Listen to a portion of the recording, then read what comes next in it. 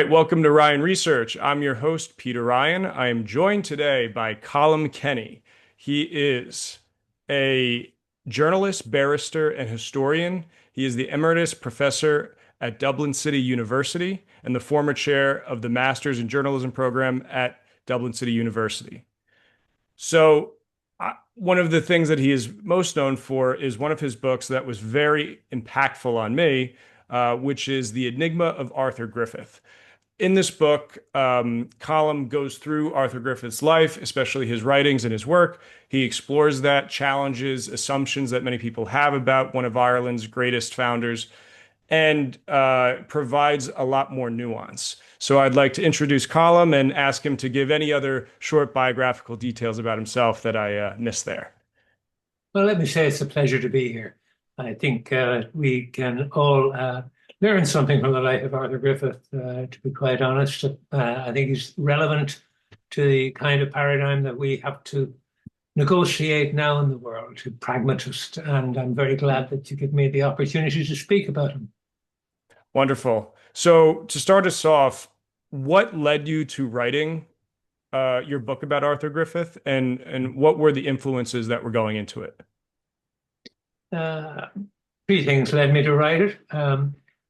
One is I have always found this kind of birth period of the Irish state fascinating. I think it still is determining the type of island that I live on here in Ireland. That's the first thing. Secondly, I was aware of a slight family connection, although this had never driven me to do any research on them before. One of my grandfathers ran an early advertising agency in Dublin and also did some publishing. And he worked with a number of well-known people from that time, including Patrick Pearse and Sean McDonough, helping people to kind of generate revenue for their publications.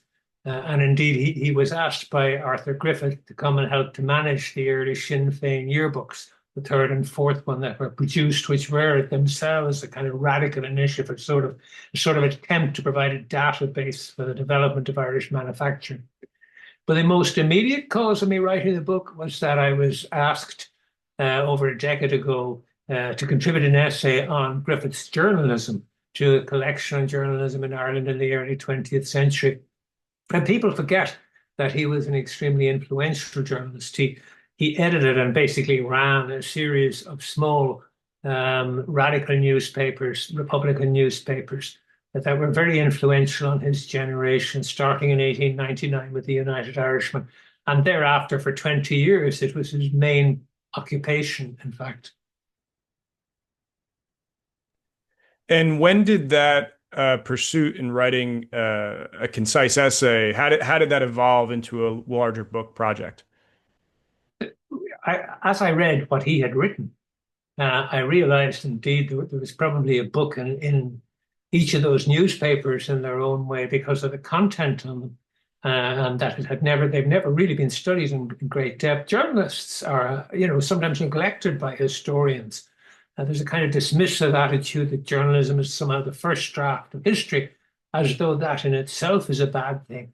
Sometimes a rather unmediated account of what is happening at the moment, in fact, can be very refreshing and is no less biased, for example, necessarily than a carefully sculpted historical account, which may reflect a person's particular predisposition to a question.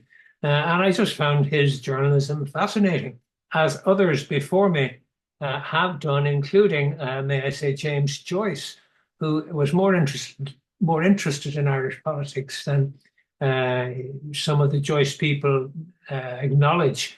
And he regarded Griffith's United Irishman newspaper, which was the first of his newspapers, as he said it was the only thing in Dublin worth reading.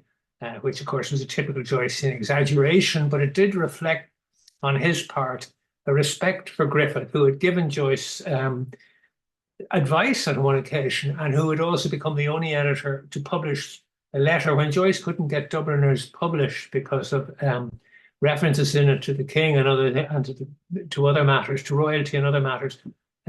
He wrote a letter of protest to a number of newspaper editors, and apparently Griffith was the only one to publish it in full. So he was a man who engaged a lot of thinking people. His papers were full of poets and writers who are known in their own regard, but the fact that they had taken part in his enterprises and that he had given them a platform to do so, including Yeats, by the way, and his family, is often forgotten. So this fired my interest in Griffith and made me look at some of the cliches that we hear about him. Some of his dark sides, if you like. He had a touch of anti-Semitism at one stage. But as I even looked at that, I began to see that he grew out of it, in the words of his biographer in the Dictionary of Irish Biography. He evolved, and he evolved at a time when other people weren't evolving. He was not untypical of his time. And in this and other respects, I think he's come to be regarded as a scapegoat, as someone, to blame for aspects of the revolutionary period that we'd rather forget, or for things that went wrong subsequently. And I think this is very unfair. So why do you think that scapegoat narrative has emerged? Because it definitely feels like for the substance of what he contributed to the revolutionary zeitgeist, to the tangible contribution he made in his elected office and so forth, there does seem to be a lacking of literature on him, a lacking of a spotlight, you could say, at him. So why do you think that is? I think it has a lot to do with what happened in 1921 and with his shyness. He wasn't somebody who even when alive, was going to come out very aggressively and fight his corner. He kept to himself a lot. He was low key in his own public attitudes. He was quite readily looking for other people to lead Sinn Féin. He stepped aside from De Valera, who was put forward after 1916 to take on that mantle. And he was very supportive of De Valera. And then, of course, he dies in 1922 suddenly. So he's not around, even if he wanted to fight his corner. And so people who were embarrassed or opposed to the Anglo-Irish Treaty, they wanted somebody that they could lay the blame on. And I think that was the beginning of a process of his character being besmirched. And it was accelerated by a very influential book published in the 1930s called Peace by Ordeal, which to this day is the standard account of the treaty negotiation, written by Frank Pakenham, a rich Anglo-Irish well, it would be a politician who became more of an academic and later became Lord Longford, and who became a friend of De Valera's. And his account of the treaty basically suggests that Griffith was responsible for some kind of a sellout. And it's quite unjustified, but to this day, it is quoted as if it's Bible by some historians. So having got a bad name for that, people were queuing up to blame him for other things, for the independence struggle not being a socialist revolution, that they would single him out and try to claim he was some kind of awful conservative. Things would be said about him that were in effect criticisms. He was described as a pacifist in what I think is generally a derogative way, because it sets him up as against all the heroes who went out and fought. He was not a pacifist. He's set up, as I said already, as an anti-Semite, even though the truth of that is a lot more complex.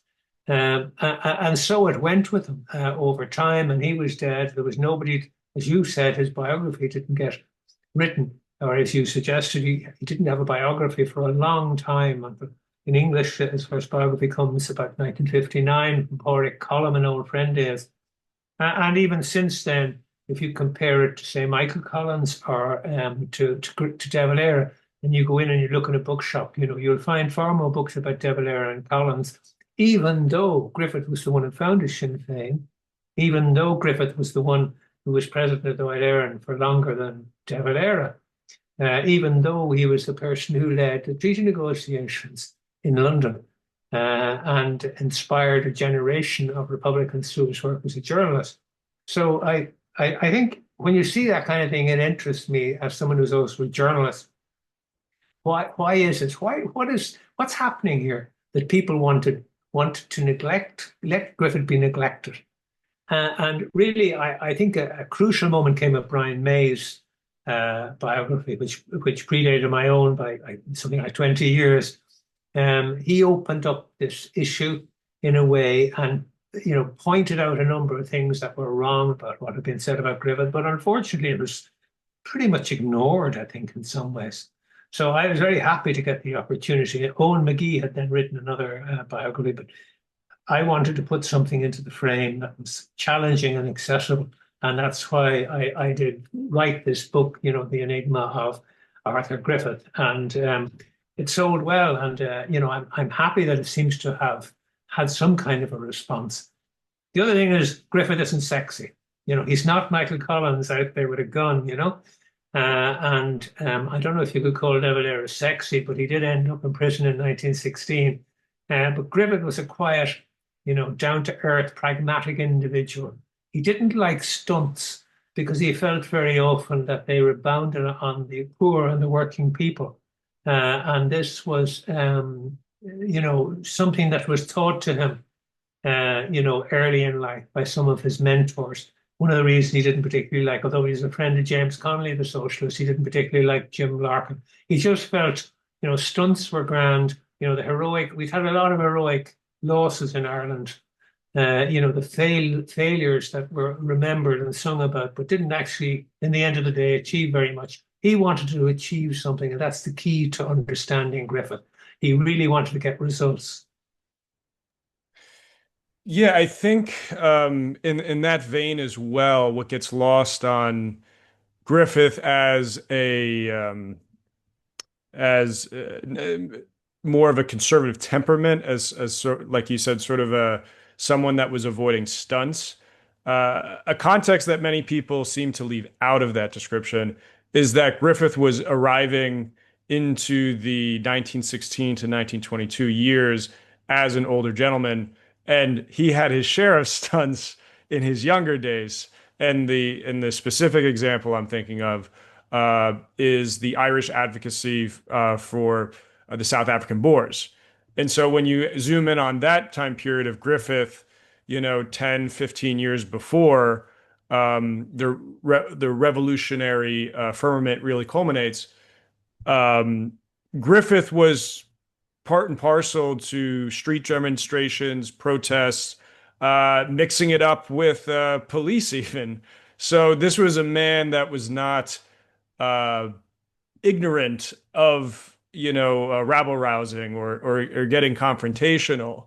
And so I think once you understand his history there, you start to see um, that he's more so speaking of experience of having tried attempts and coming at it from a man that has wiser thoughts on the matter, perhaps. So, can you speak to some of that, the reflection on Griffith's early days and how those shaped what was to come?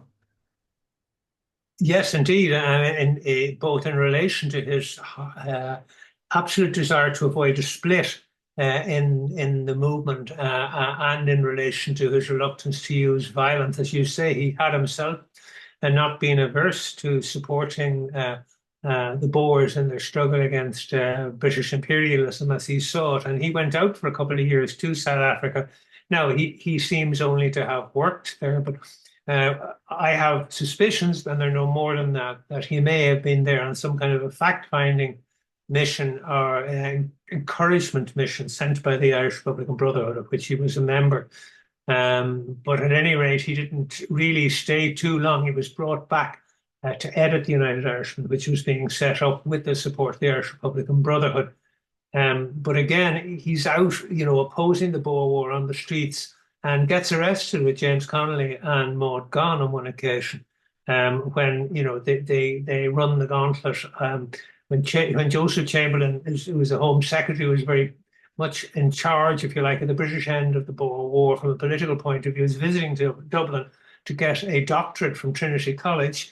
They go out and they breach an order that there should be no demonstrations, and they're out on a horse and carriage, and they're racing through police lines, being chased by the police and arrested.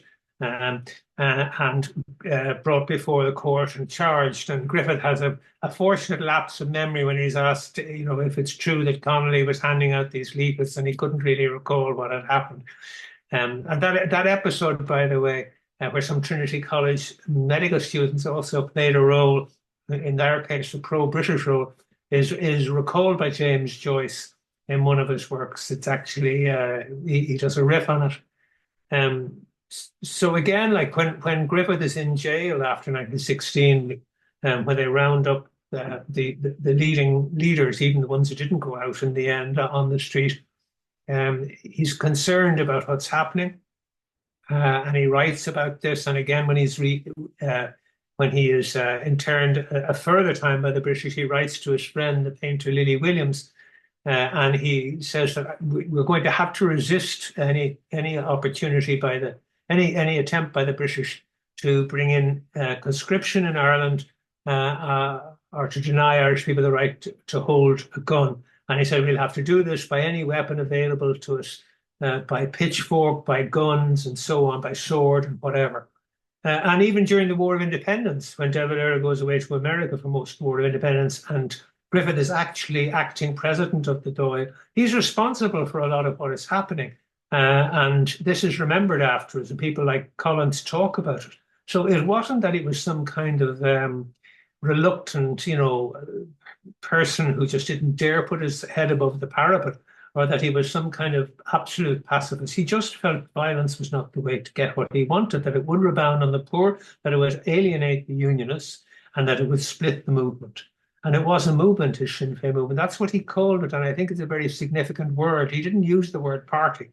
He saw it as a coming together, as a way in which different strands of nationalism would be able to unite. I mean, he had seen Parnell. He had gone to Broadstone Station on the last train trip that Parnell took out of Dublin for a political meeting.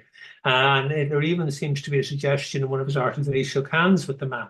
But he did not want to see the kind of split. He remembered the bitterness. And it's a very good point you make. He was older than the others. I mean, he was still only 50 or so when he died in 1922, but he was still a lot older than most of the main players. I mean, you had Tom Clark and a few others, but many of them were young men in their 20s and 30s. So he had that experience and he brought it to bear. Yeah, and just to provide a bit of extra context about that early period from your book, which I found was like a very illuminating passage right here, when Griffith, Connolly, and Gaughan were meeting with the Fenian veteran John O'Leary. He kind of advised them at the time as the older scion, and O'Leary asked them, quote, "Can you defend the people you are tempting to danger?" Um, One of those present later wrote, quote, "O'Leary abhorred flash in the pan exploits, and he could only discern in our proposal a piece of elaborate bravado by which we would get the defenseless citizens battened in the streets." So when I read something like that, that illuminates the context of Griffith very well, in that he was a man that was not opposed to controversy and taking extraordinary means to do what he felt was justified, but his sentiments that could be perceived as restricting the revolutionary energy was very much because of that motivation of someone that was at that time older than him, kind of in a way slightly browbeating of the short-sightedness of youthful vinegar, of kind of trying to go at and participate in violence, but understanding the sort of second-order ramifications, the consequences.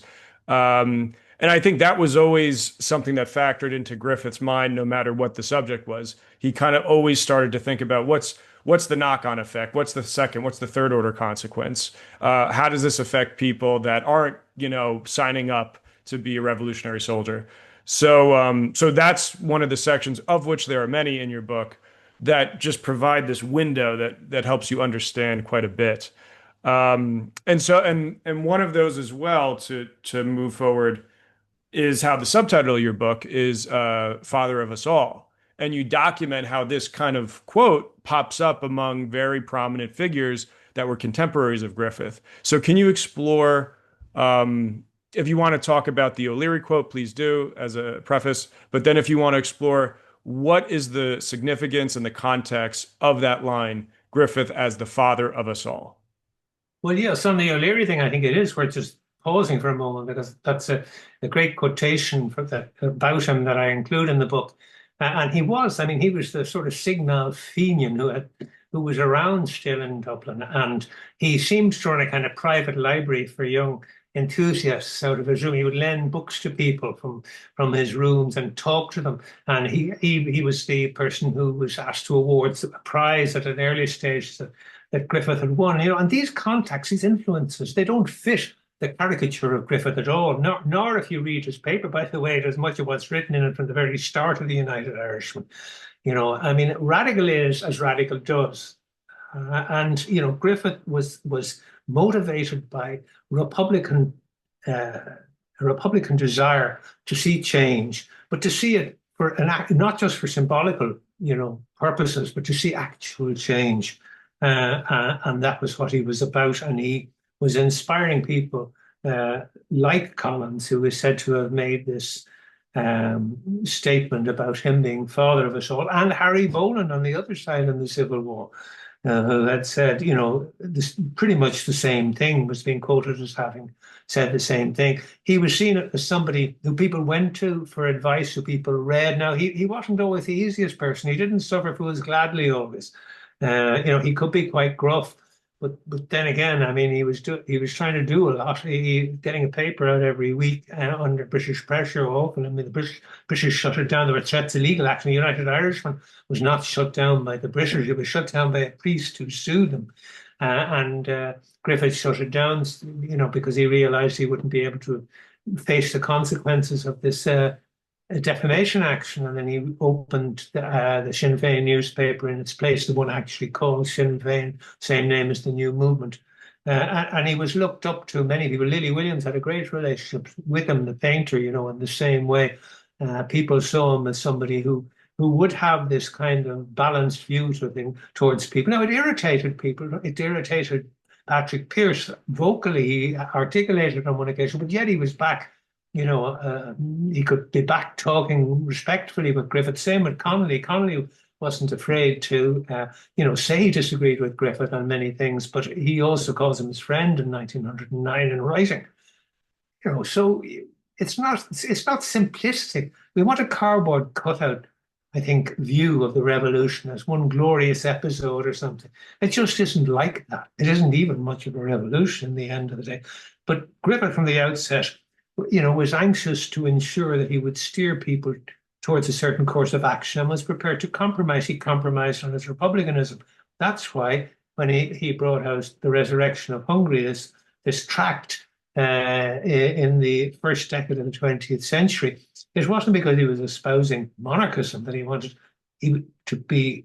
was prepared to accept the King of Ireland and England, somewhat along the Austro-Hungarian model. It was because he felt that was a way to bring all 32 counties forward.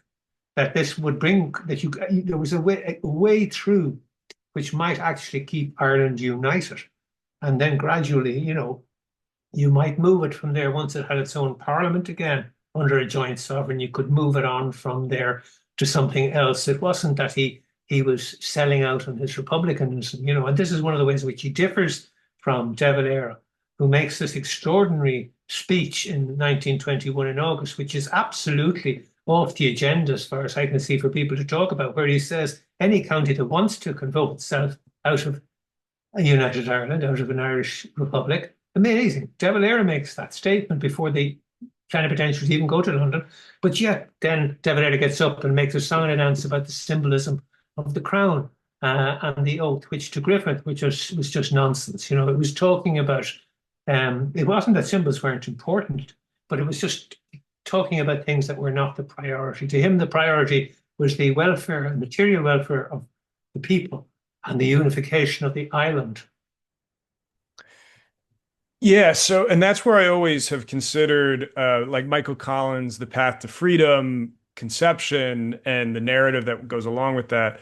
Uh, that was inspired by this pragmatism of Griffith, obviously. Like the dual monarchy concept is, in a sense, like a path to freedom of Griffith finding a workaround where the British will accept some degree of Irish sovereignty, or let me rephrase that, the British will accept sovereignty in Ireland where it matters, where the rubber hits the road, but for the symbology of it and understanding that the British don't want all their colonies jettisoning all at once, and you got to cut a deal with them.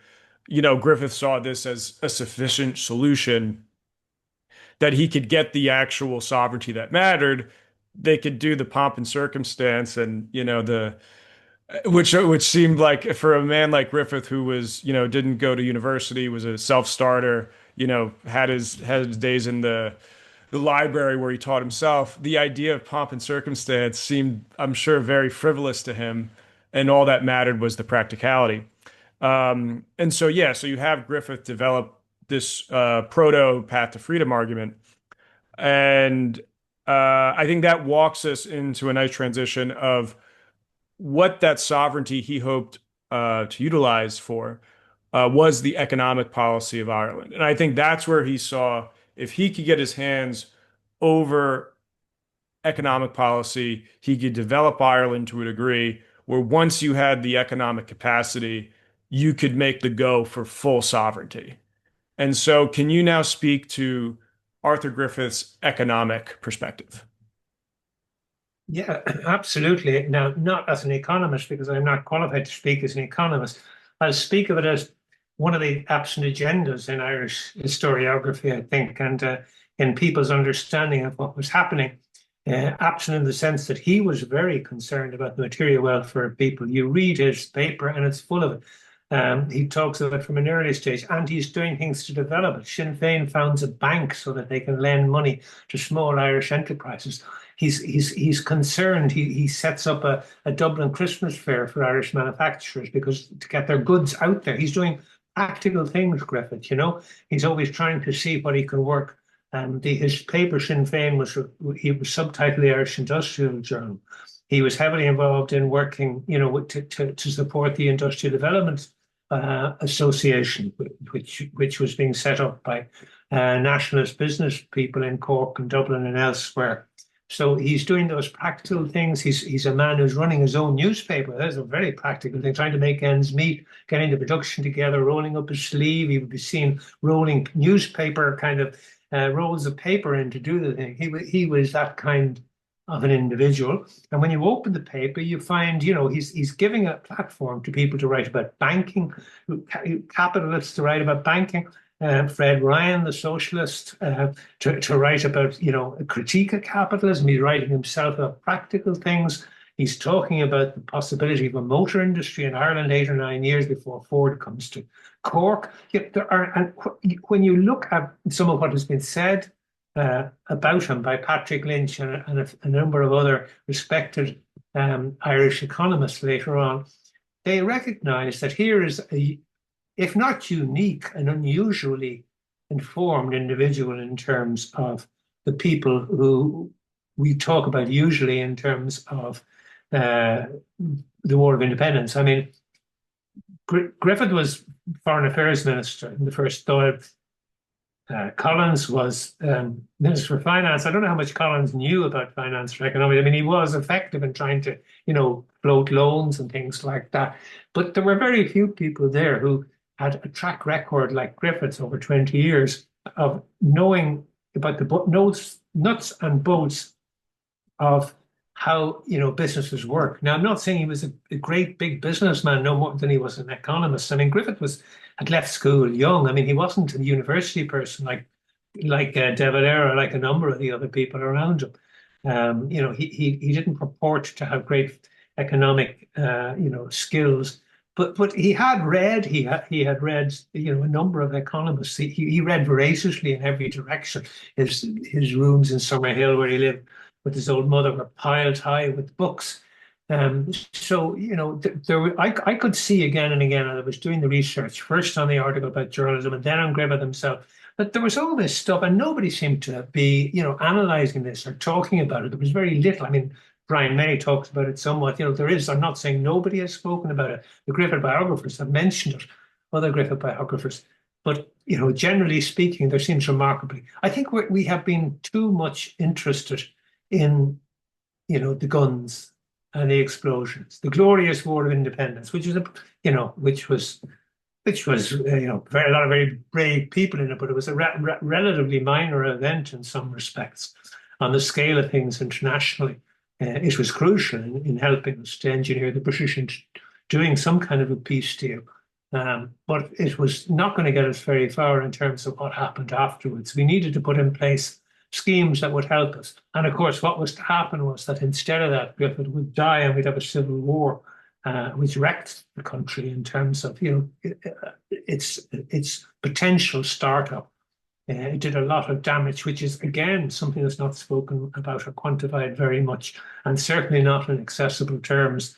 People kind of shrug it off, but it must have been an appalling job to try to get this country up and running in the first 10 years. I mean, railroads destroyed, infrastructure destroyed maliciously, a very poor country.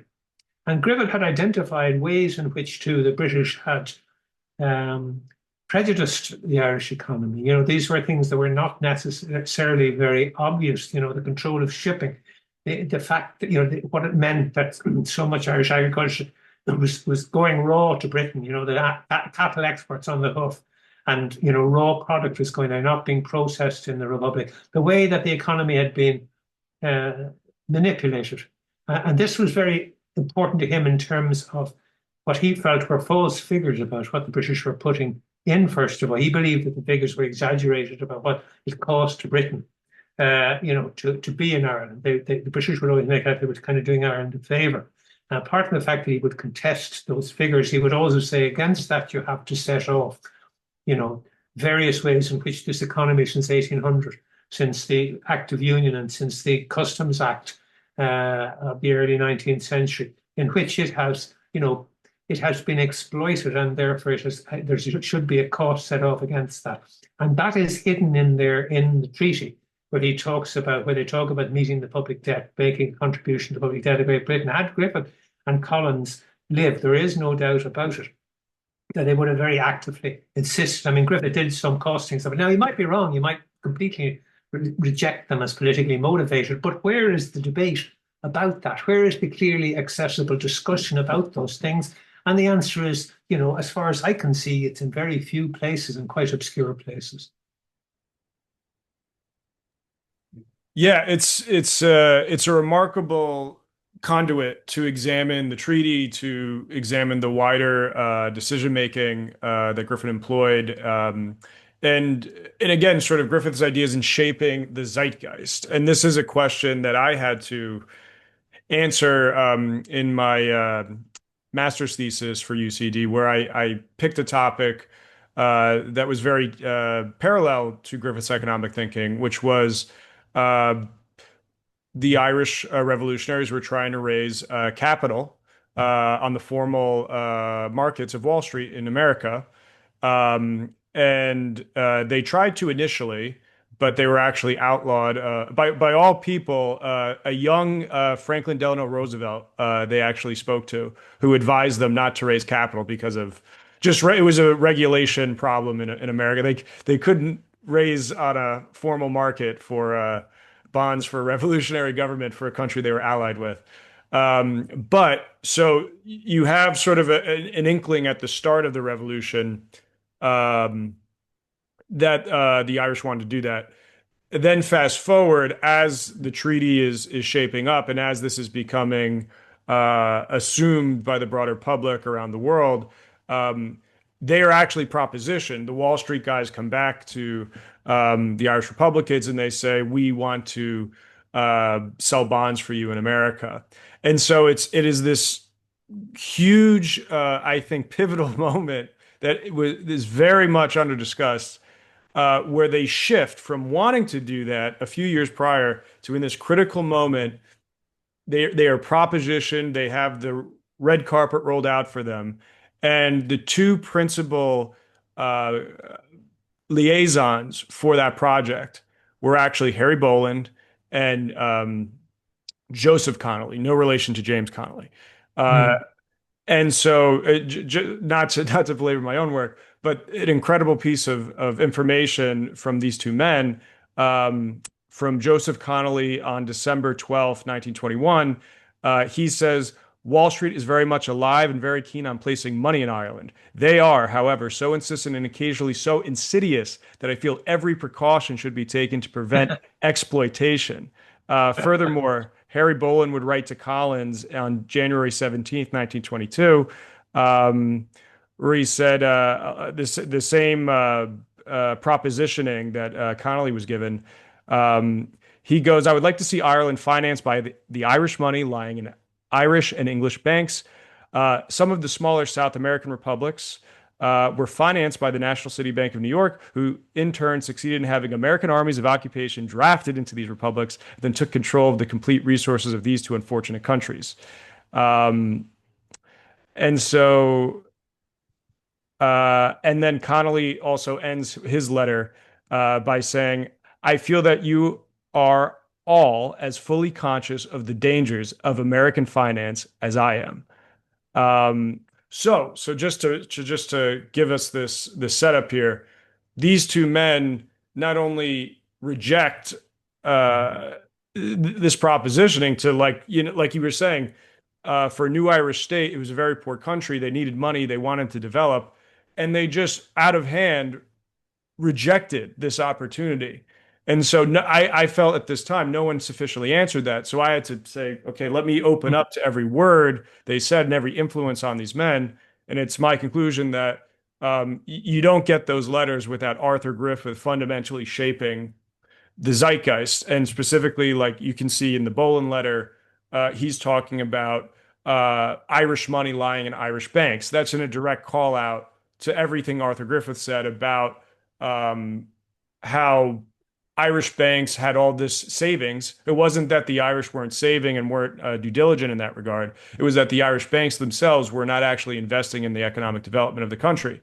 Um, and then furthermore, there's an anti-imperial tilt to it, which is fundamental through the course of Griffith's political writings, of course, but there's always like an economic connection, and that's best also seen in the profound, direct, explicit citation that Griffith always made um, to his influence being Frederick List, the 19th century German economist, who is very much sort of part and parcel to a wider literature and canon of economic development schools of thought that in so many words suggests that as long as anyone applies the methodology of a Frederick List, any nation can actually economically develop.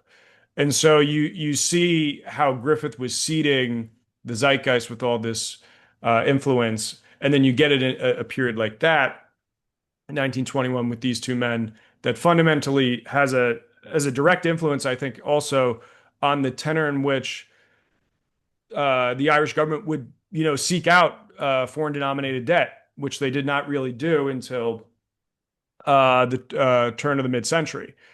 So, so yeah, this is a fascinating thing, and your book was essential in exploring that zeitgeist creation that Griffith did. So, can you speak? I know I said a lot there, but how do you react to hearing some of that stuff about Harry Boland and Joseph Connolly, and how do you think Griffith plays in to the zeitgeist that creates that school of thought in an Irish revolutionary sense? Well, I think it's very interesting, first of all, and I think it's an example of how there's so much more there to be explored and to be opened up. I think Griffith's great contribution, which allowed for these kind of debates to have meaning, is the, if you like, the missing section. of the Anglo-Irish Treaty on the economy, which was he believed was his great success. There is nothing in there as such that shackles the Irish government's fiscal or financial policy. I mean, the British were all on to put things in there for a period to stop, for instance, protectionism. Now, there's a kind of glib, again, another way in which Griffith and some of his contemporaries are kind of dismissed. There's a kind of superior attitude that they were narrow-minded protectionists, which disregards the fact that it was a very serious debate going on about protectionism. It wasn't just Irish nationalists who found it attractive. There was a whole general election, it was 1905 and 1906 in the UK, where the protectionist issue came very close to, seeing protectionism adopted. And of course, the United States was to become extremely protectionist. So, this was not a kind of a stupid debate or a simplistic thing, whatever side you take on it. Free trade was not something that was, it was up to the Irish to decide for themselves what they should do. And, he writes, he immediately sort of is relieved and delighted when the treaty is passed, and leaves the Irish the freedom to have these debates and do these things. I think he would have been cautious on getting on Ireland becoming dependent again on other countries. Certainly, he felt there was plenty of money here to begin with that had been invested, in Britain, particularly even in the Boer War by the Irish banks, which were, I suppose, run by Anglo-Irish Protestants for the most part. And he didn't want to see that, but he wouldn't have been adverse to taking American investment where it was appropriate. No doubt about that. I mean, I think that he was open to new ways. The Sinn Féin yearbooks that I mentioned to you, these handy little books. In fact, as it happens, I have them for another reason here beside me, but, they were coming out each year. That's the very first one that came out in 1908, and they've essays in them as well as having listings, and they're mainly essays, discursive. They're not so much manufacturers' directories, which you also got into. They're more discursive with statistics and information.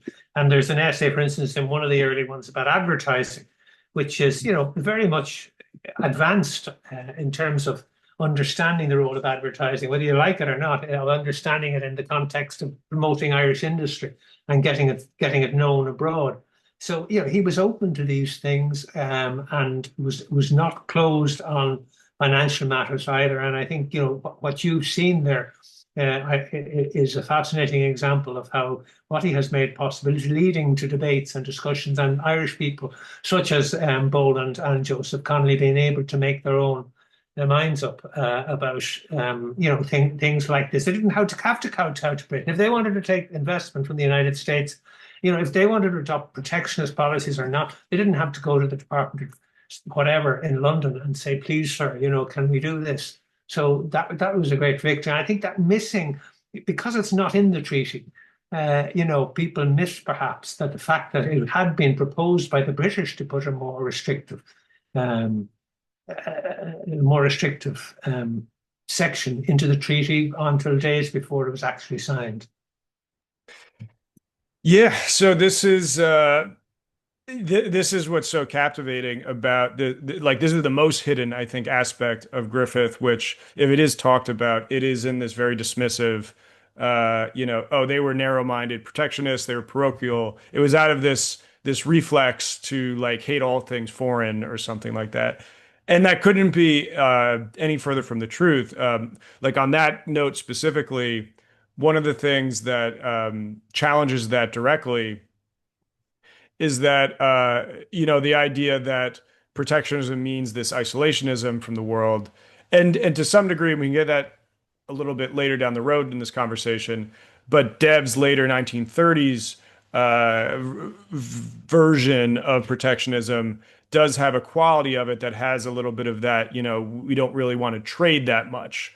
But if you go to Griffith's actual writings, he is saying out loud, I want to trade with countries, quote unquote, Japan, Argentina, so forth. He's talking about expanding Irish exports and setting up consular services across the world. So there is no place for any, I think, respectable writer to have any legitimacy to say a claim that Griffith and his school of thought of economics was anti-trade, was anti being part of the world. And it is that fundamental misunderstanding of the direct things that Griffith wrote, but also of what that school of thought was in the context of its time, the history leading up to that, and what it would develop thereon.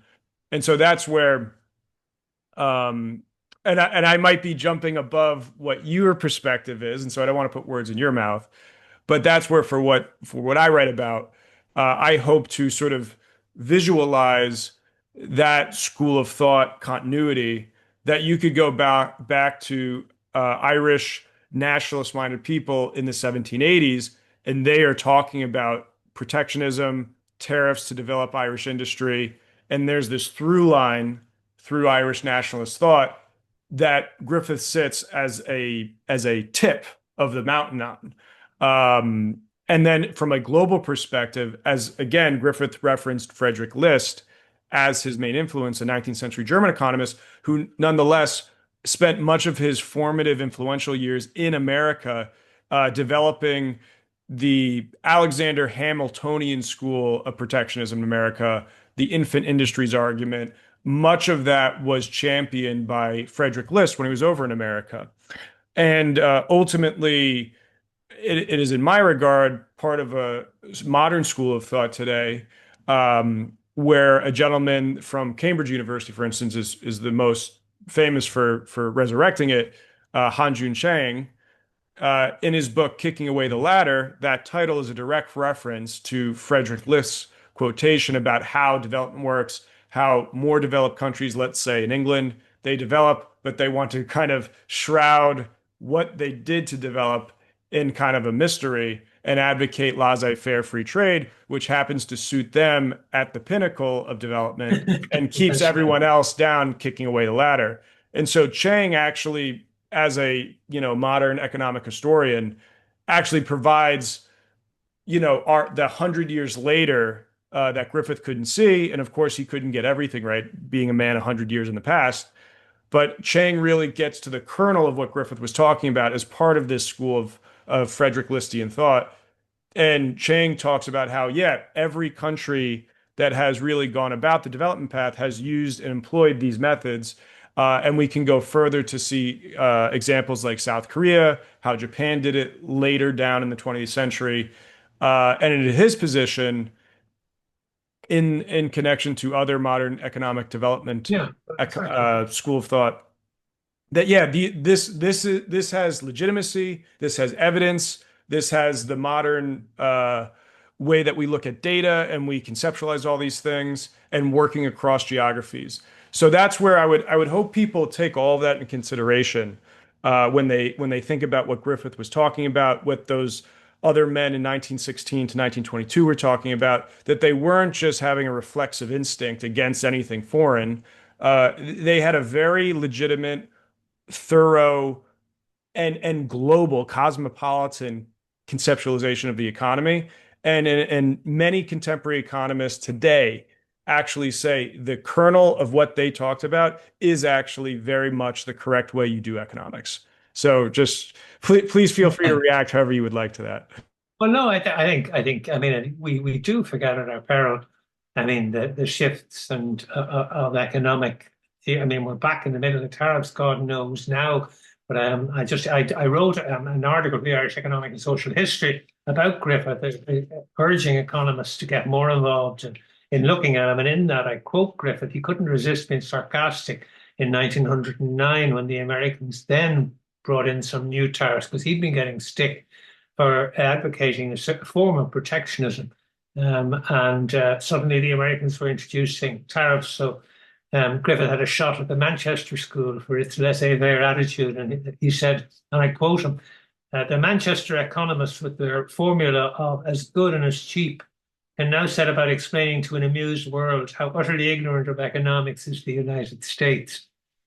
And I mean, the United States, again, an example of how protectionism did from time to time emerge very strongly in the United States. It's occurred in the 1930s. My own grandfather, a man who had given some help to Griffith in his yearbooks, he went with Laurie, the chief executive of EFSO, and a man called Laurie, who was formerly I think chairman of the Dublin Port and Docks Board. They brought an exhibition of Irish goods to the United States on board an ocean liner, and they weren't allowed to land it in New York. They had to hold the exhibition on board the liner in New York Harbor because they couldn't get clearance for this promotion of Irish goods, and that's a personal kind of reminder of the level of tariffs.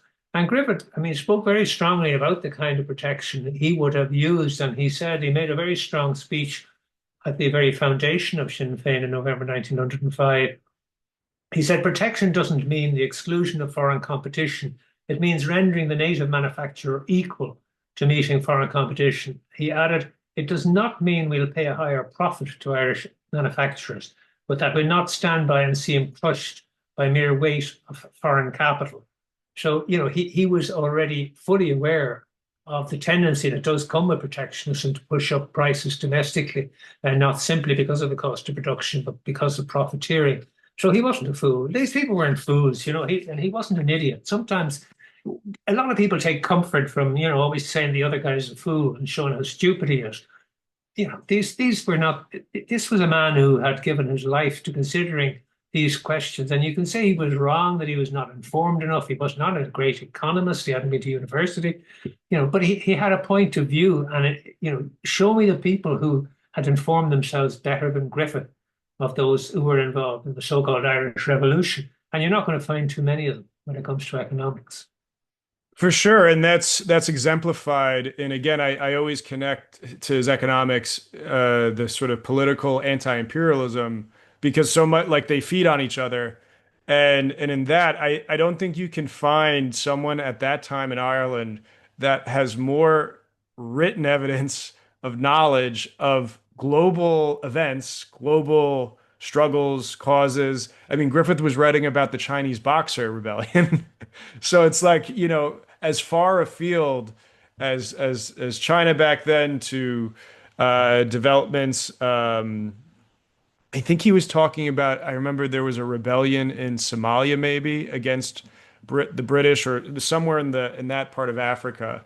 He was writing about that. There were very esoteric global events that he was writing about. And so I think that gives to your point. Griffin wasn't a dumb man. He wasn't exposed, like he was not exposed to the globe. He was exposed to the globe. He was probably one of the most exposed if you consider everything he wrote, that you can't write that stuff without having a widely read brain. So yeah, I see on my ticker here, we're also coming up to an hour. Do you have a few more minutes just to round this off? Yeah, and by the way, I should mention one of the most bizarre economic moments of all, I Sure. think, in Griffith's life was during the treaty negotiations in London when he was up to his neck in these really difficult talks. Who arrives on his doorstep in Hans Place for the Irish was staying, but Ezra Pound, who was a kind of, would one call him an eccentric economist? I don't know, but he wanted to chat with Griffith. I think Joyce must have been behind it, but Griffith brought him upstairs and had a very cordial discussion about economics with him, which Ezra Pound said he remembered for the rest, for the rest of his life, because of some of the things Griffith said. But I mean, that I think is it a what would one call it? It's a sort of symptom, if you like, of the underlying interest that Griffith had in economics. Yeah, yeah. And so to put us in the conclusion of our talk here, I think I want to get at how then Griffith dies, 1922 forward.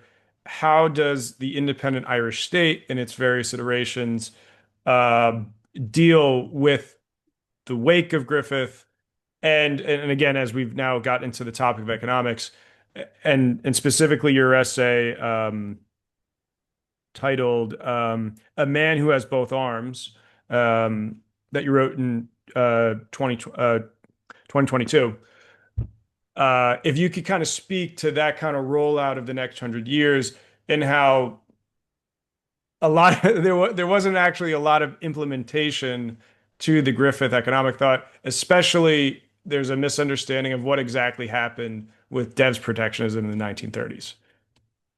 Yeah, you're getting me outside my area now of comfort because I Sure. really that period is not something. That's what I'm hoping the kind of work that economists, people like yourself, are going to do to take this forward. So I know, was it Patrick Lynch or some other economist I quote in that article saying no member of the new cabinet in 1922, had the kind of knowledge Griffith had of economic matters, and they wasn't. To be fair to that government, it had a lot of practical work to do, and Galsgrave got on with leading it quietly and doing that. And then he makes his visit to the United States. I mean, he was the only Irish Prime Minister to go to the United States before the Second World War while in office. And it's a very interesting trip that, and he is beginning to try and get foreign and direct investment. Griffith, when, Dev comes in the 30s and that's forgotten about, that they had, and they'd set up Ardna Crutcher.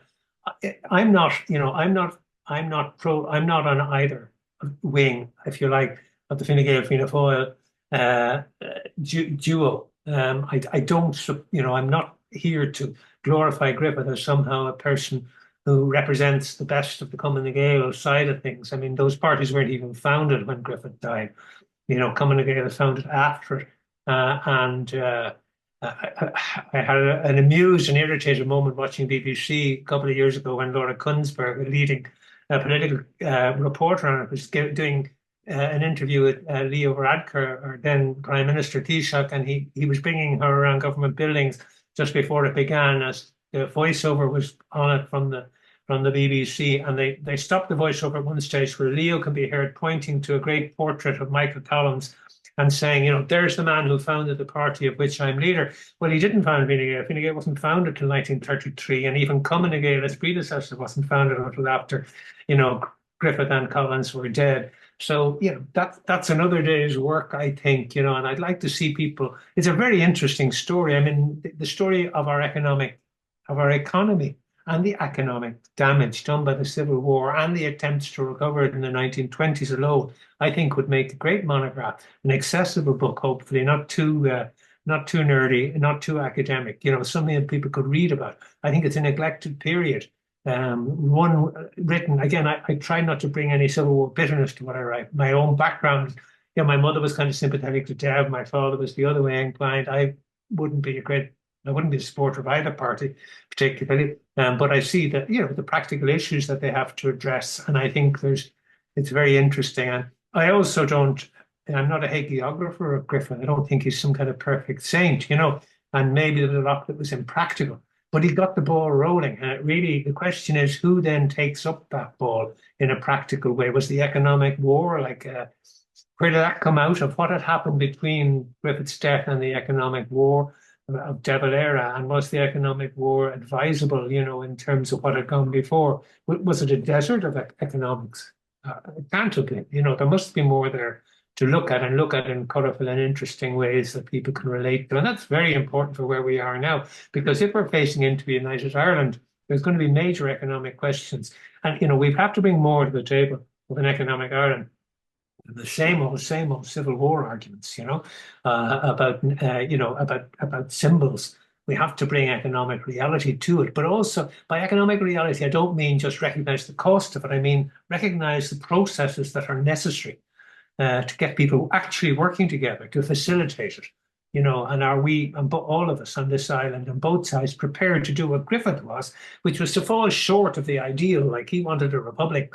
But, let's see what's possible, and let's work towards that, and use the freedom to achieve greater freedom, stepping stones, to use the metaphor that was used back then by Griffith and Collins for what they were trying to do, stepping stones towards greater things.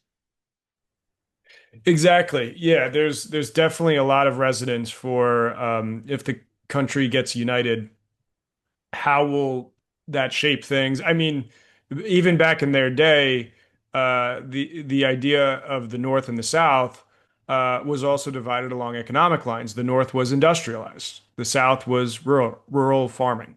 So there was an inherent economic question in how exactly a United Ireland would actually take shape, of how its economy would develop. What would a protectionist policy, like, how would that impact the North differently than the South? How would a more regionalized industrial development actually, would that negatively impact the North, or, so forth and so forth? So these are all questions that had very much resonance then. If you're going to unite the country in the near future, which all seems to be the case by polling data. Um, these questions are going to rise up again. And so, yeah, this is why understanding what Griffith was doing back then, what he was writing about, is not to say, like you mentioned, he's not a perfect man. We're not trying to canonize him, or at least you're not. I'm happy to maybe have that as my criticism that I'm too preferable, but I think the kernel of what he's getting at, as I said, there's a kernel that is part of a global conversation that is legitimized by contemporary scholarship, by economists. And I think once you kind of get that and you correct some of the narrative of the then subsequent 100 years of was Griffith's ideas actually tried? And in many ways, the case study of Dev's 1930s, I don't think is the authority to make the claim that it was, given that, as I always say, one of the things that was not done, which if there was anything probably Arthur Griffith wanted done, was the creation of a national central bank for Ireland and a national currency and then to sort of create a monetary and banking policy around that to then invest Irish money in Irish industrial development. And so I think that kind of core orthodoxy of Griffith and wider protectionism, given that that wasn't done, that is a window into saying, okay, there was something fundamentally distinct about the way in which Dev implemented protectionism that was different. And I reference actually Joseph Connolly again in the 1950s. He wrote his memoirs because he was an insider of Dev's government in the 30s. I believe he was Minister of the Interior, something like that. And he basically he has these same thoughts. He says I was very close to Griffith and understanding that perspective. And I lived through the 30s and the 40s of seeing how these things got conducted, and we did not live up to all of those visions that we had back in the 1910s and the 1920s. So I think understanding that compartmentalization that goes on, that really real Griffith economics was not tried. Not to say it's perfect, but again, the kernel is what's fascinating. I think has a lot of resonance today as Iron thinks about like its contemporary economic issues. It's dealing with sort of a conflict of trade with America. It's dealing with understanding what is the next sector to go into. Is its reliance on American multinational tech and pharmaceuticals? Is that something it wants to do? Does it need to build more indigenous firms that compete in those sectors itself? Does it need to trade more with other countries as other countries sort of develop further and create bigger consumer markets? So these are all questions that have a rubber band snap right back to the same things Griffith talked about. Good. Well, you have plenty of food for thought for future podcasts and hopefully for a book. I think you should start with one called The Terrible 20s and take it from there. You could do one in each of the decades. It's been really good talking to you. Thank you very much. I'm really glad to have had the opportunity. Yeah, and I want to thank you for your time. As I said, your book and your wider work has been a great influence on me in shaping how I understand Irish history. I encourage all the listeners, go out, buy The Enigma of Arthur Griffith, Father of Us All, buy any other book that you can find, by Colum. And is there anywhere online that you're like a newsletter or a feed that you're publishing, sending out communications? Uh, no, not really. I do it through books. I have a Got it. new book coming out on the myths and lies of the Irish Revolution in inverted commas. I hope that will be out in November, looking at some of the misconceptions and fond ideas that people hold of it. But in the meantime, you can still get the Enigma of Arthur Griffith, Father of Us All, at Amazon. It is still available there, even though it seems to be going out of stock in the shops. I think it's been sold out. The shop's issues, but Amazon have some magic way of keeping on providing it. Thank you. Great. Well, once again, thank you. And I encourage all the listeners to buy and read.